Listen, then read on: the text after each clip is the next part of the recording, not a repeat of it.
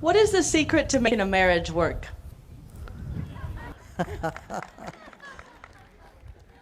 I think you're asking a wrong person.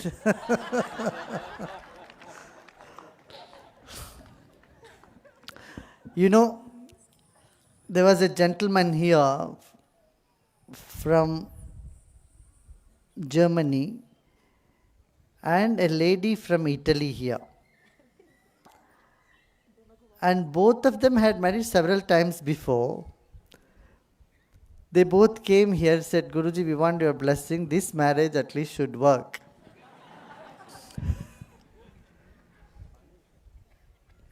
And I asked that gentleman, do you know Italian? He said no. And I asked her, do you know German? Said no. They both didn't know English. I said, then don't learn each other's language, it will work.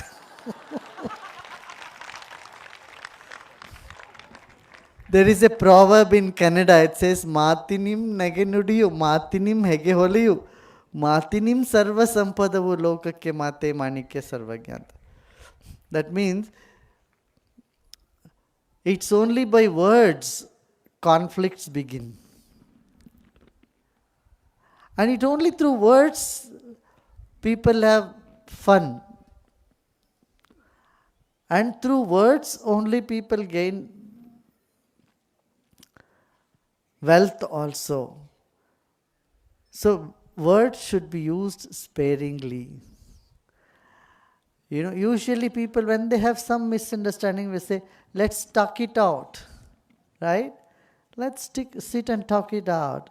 But the talk it out doesn't work at all. So we should never talk it out. Then what do you do? Just move on, that's it. Don't sit and discuss the past. Don't ask any explanation about the past. You know, when a mistake happens, and that's it, we forget, we should move on. Just imagine yourself in a position. Suppose you do a mistake and someone keeps asking an explanation about your mistake. It is such a burden to explain somebody or to justify oneself. Right? Never make other person feel guilty. This is very important. Anyone whom you make feel guilty, they cease to be your friend somewhere deep inside. That friendship tie, bond gets loosened. So there is a skill in making a person aware of his mistake without making him feel guilty.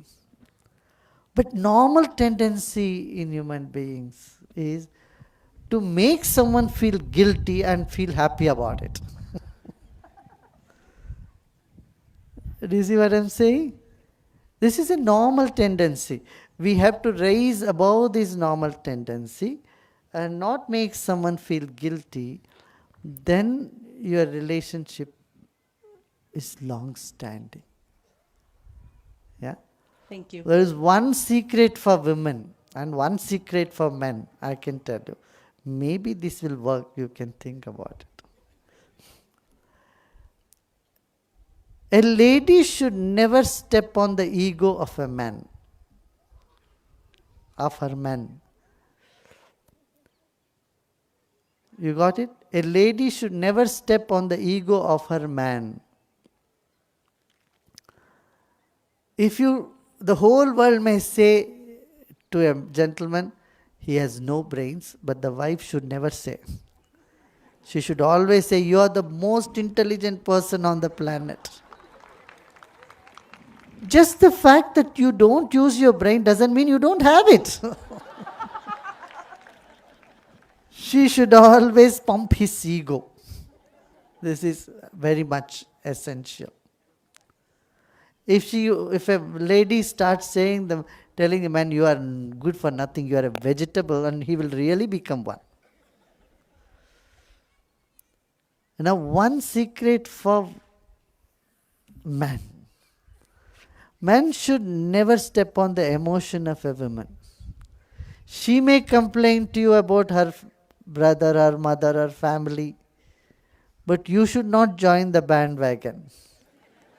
The moment you start nodding with her complaint, she will turn around all 180 degrees. She will, instead of dwelling on her complaint, she will complain about you. Say, why do you say, how dare you could say such thing about my father? What do you know? She will start turning the wheel around. And if she wants to go for some religious programs, yatra maybe, or a movie, or shopping, you should just simply agree and give her the credit card. So don't step on the emotion of a woman, then everything will be fine. And for both of you, don't ask proof for others' love for you. Don't ask them, do you really love me? No. Why you don't love me? That sort of complaint, you should never say that.